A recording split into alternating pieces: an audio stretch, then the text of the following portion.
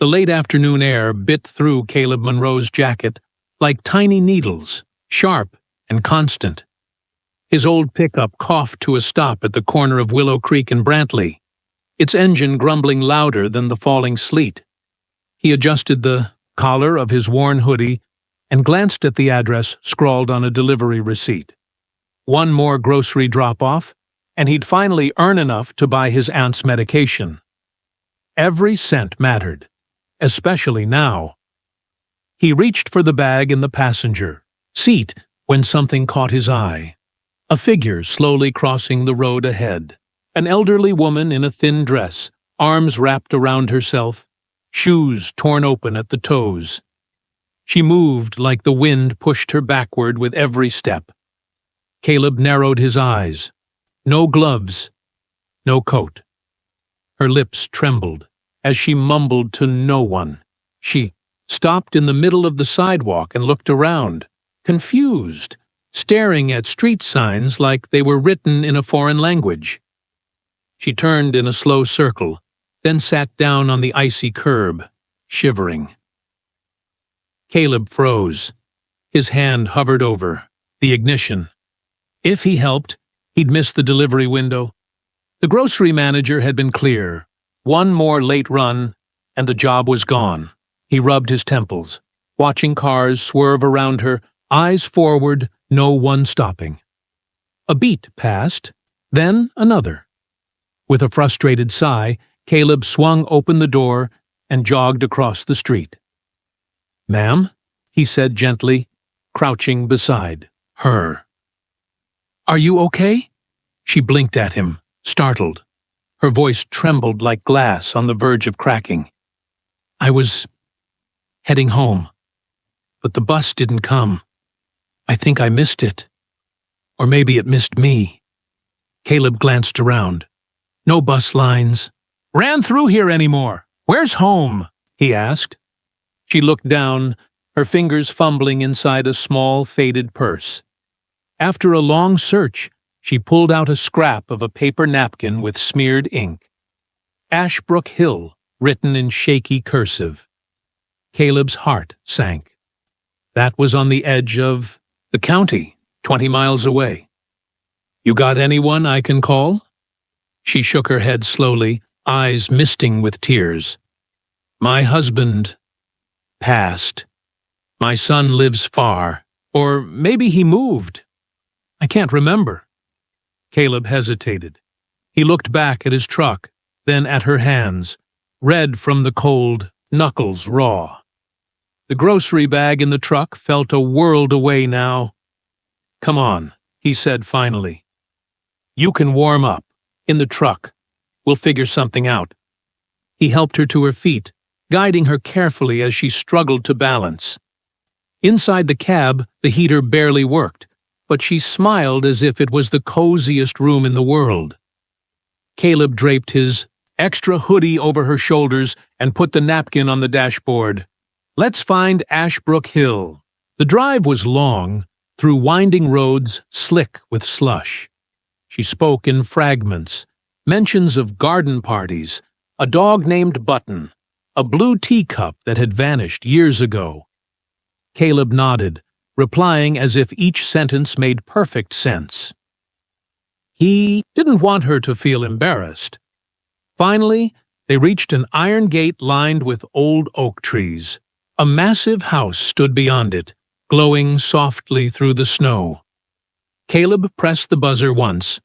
A tall man opened the side door moments later, his face turning pale when he saw her. "Miss Juniper? We've been searching all day. The police, the neighbors." She looked at the man, then at Caleb, uncertain. "I took a walk," she whispered. "Or maybe I flew." The man's eyes welled up. "You brought her back. Thank you.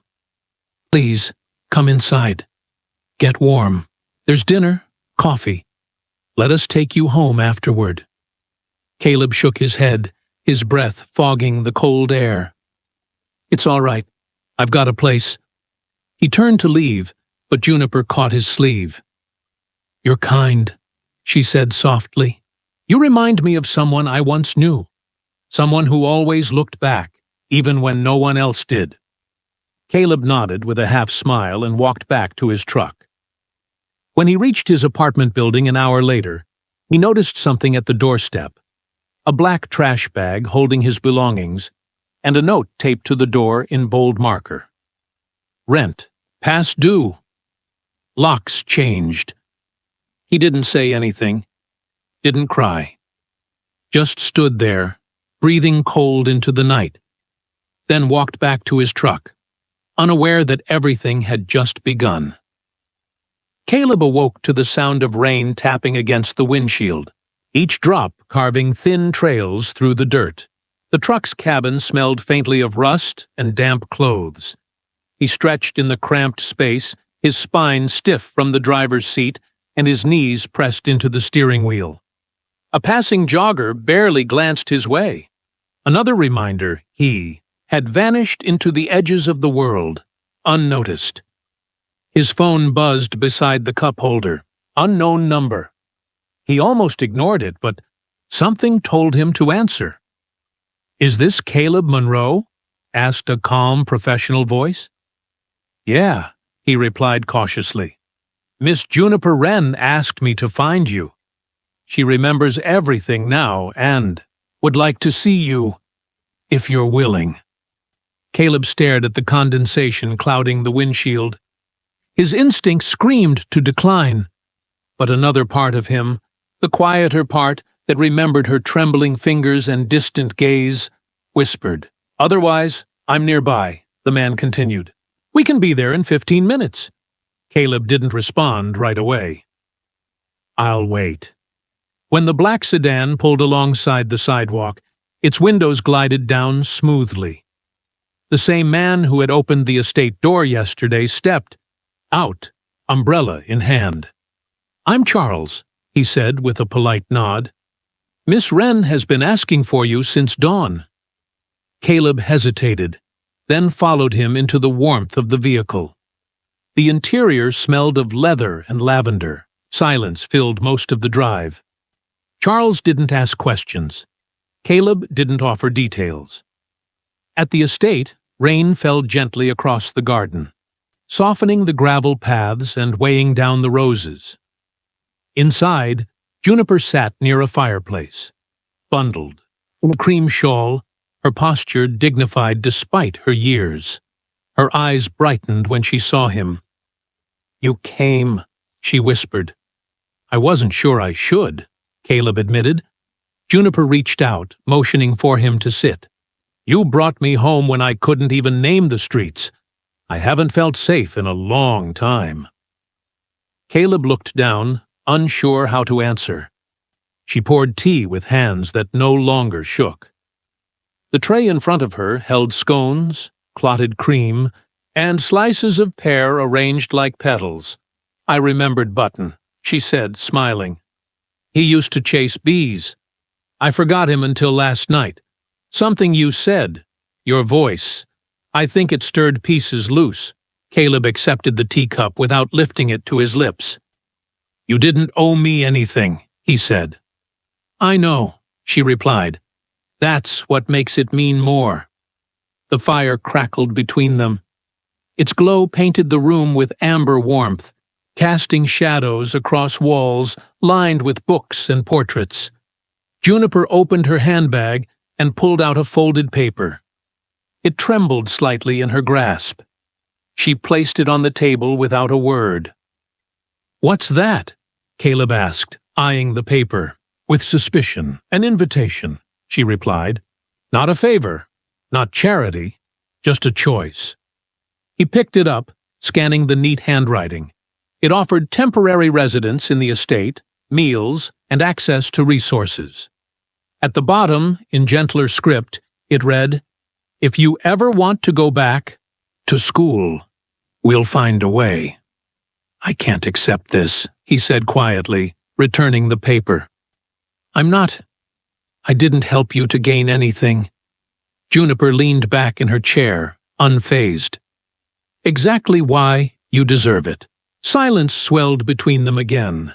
thick with thoughts neither could voice aloud. Eventually, Caleb stood, brushing crumbs from his jeans. "I should go." "Take the umbrella," she offered, "and the scarf. You'll need them." He shook his head but smiled faintly. "Thank you. For the tea." Juniper's eyes glistened as he stepped away. "Caleb," she said, just before he reached the door, "you reminded me that being seen is a kind of salvation. Don't forget that others deserve the same." Outside, the rain had softened to mist. Caleb walked back to town without hurrying, the offer still burning in his pocket. By the time he reached the corner store, his jacket clung to him like a second skin. Inside, Mr. Heron handed him a day-old sandwich and a wrinkled $5 bill without speaking, the usual gesture. Caleb ate alone behind the building, watching steam rise from the pavement. The words on the folded invitation played over in his mind, again and again, louder than hunger. He didn't know what tomorrow held, but something had shifted. The cold didn't bite as hard anymore, and for the first time in a long while, he wasn't walking just to move. He was walking toward something.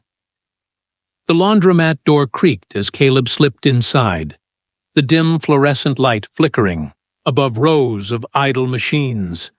He hadn't come to wash anything. The heat from the old dryers offered brief relief from the biting wind outside. His jacket was still damp, shoes nearly ruined, soles flapping with every step. He settled onto a cracked plastic bench, pulling his knees to his chest. Nobody looked his way. A woman folded towels nearby, headphones in, humming softly to herself. He hadn't returned to the estate. The invitation sat folded in his back pocket, slightly crumpled from too much handling. Every time he reached for it, something inside him resisted. He didn't belong in places like that. Marble floors, golden chandeliers, polished silverware. That wasn't his world. It never had been. His phone remained silent. No new jobs, no missed calls, just an empty inbox and a low battery warning. He leaned his head against the wall, eyes closing for just a second. That second stretched into an hour. He woke with a start when someone tapped his shoulder. The laundromat was nearly empty now. The woman folding towels had gone. Only the faint hum of a dryer remained. Caleb stood, stretched, and stepped outside into the cold again. Across town, Juniper sat in her greenhouse, surrounded by dew-covered plants and glass panels streaked with rain. A mug of lukewarm coffee rested beside her. She hadn't slept well. Something about the quiet since Caleb left unsettled her. He reminded her of someone, not by face, but by soul. Her grandson, lost too young, had possessed that same quiet resolve, that same kindness that never needed an audience. "Charles," she called out. He entered without delay. "Yes, Miss Wren?" "Find him. He won't ask for help, but that doesn't mean he doesn't need it." Charles gave a subtle nod. "I'll leave now." Juniper returned to her chair, watching the mist roll down the hills behind the estate. She clutched a faded photograph in her hand, worn around the edges, her grandson smiling with a sunflower taller than he was. She closed her eyes, remembering his laugh, and how silence had followed it ever since. Charles drove street after street, asking local vendors, store clerks, and anyone who might have seen a tall boy with torn shoes and a quiet stare. Hours passed. No luck. Then, near the back alley of an old thrift shop, he found Caleb crouched beside a metal bin, sharing stale bread with a stray dog. Charles stepped forward cautiously. "Been looking for you." Caleb didn't answer right away.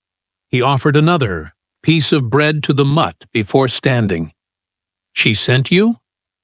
She never stopped hoping you'd return. I'm fine, Caleb muttered, brushing crumbs from his coat. You don't have to worry. I'm not. She is. Caleb hesitated, then followed Charles back to the car without another word. The estate looked different in the morning light. Less like a mansion, more like a memory softened by warmth. Inside, Juniper met him at the entrance, her face breaking into a smile that reached her eyes. I didn't think you'd come, she said, voice trembling just enough. I didn't think I'd need to, he replied honestly. She gestured toward a hallway. I had a room prepared. It's yours if you want it. No obligations. Just rest. He nodded, too exhausted to resist. The room overlooked the back gardens, walls painted a soft sea green, a single armchair tucked beside a lamp. A blanket folded at the foot of a simple bed. No extravagance. Only peace. He slept the entire afternoon, waking only when sunlight faded and the scent of soup drifted in from the hall. In the days that followed, Caleb didn't feel like a guest. He fixed broken railings, cleaned dusty attics, organized Juniper's books. She didn't treat him like a burden. They shared meals, told stories, and sat in silence without discomfort. One evening, while dusting the library shelves, Caleb found a photo tucked between two volumes. A boy, maybe, 16, smiling at the camera with scuffed sneakers and wild curls. Behind him stood Juniper, younger, radiant, holding his shoulder gently. Caleb stared at it for a long time before placing it back exactly where he found it. In that quiet house, surrounded by forgotten rooms and new beginnings, something inside him began to thaw. Not all at once, but slowly, like ice under spring sun. He hadn't come seeking a home, but maybe one had found him anyway. The afternoon sun poured gently through the tall windows of the drawing room, casting long amber stripes across the floor. Caleb sat at the edge of a wide armchair, knees bent, fingers wrapped around a steaming mug. Across from him, Juniper Wren rested quietly beneath a soft knit shawl, her gaze thoughtful, as if measuring the weight of every passing second. You've brought life into this place, she said at last, eyes not leaving the distant garden. These halls used to echo. Now, they breathe again. Caleb shifted, unsure how to respond. He had grown accustomed to silence, not praise. Every compliment felt too big for his skin. Juniper turned to him. I meant it when I said you reminded me of my grandson. But it's not your face, your voice, or your steps. It's your courage. You stayed kind in a world that often punishes goodness. He looked down at his shoes, still worn, but now neatly stitched. I didn't expect anything. I just couldn't leave you there. And that, she said, leaning forward, is exactly why I want to give you something more permanent. Not out of pity, but respect. She reached into the drawer beside her and placed a sealed envelope on the table. He didn't touch it. Instead, he stared at the thick ivory paper as if it might disappear. I've spoken with an advisor, she continued. We've arranged funding for your enrollment. You mentioned once that you never finished high school. This letter includes everything you need to start again. GED classes, transportation, tutoring, even housing, if you want independence. Caleb opened his mouth, then closed it. Gratitude fought with disbelief inside his chest.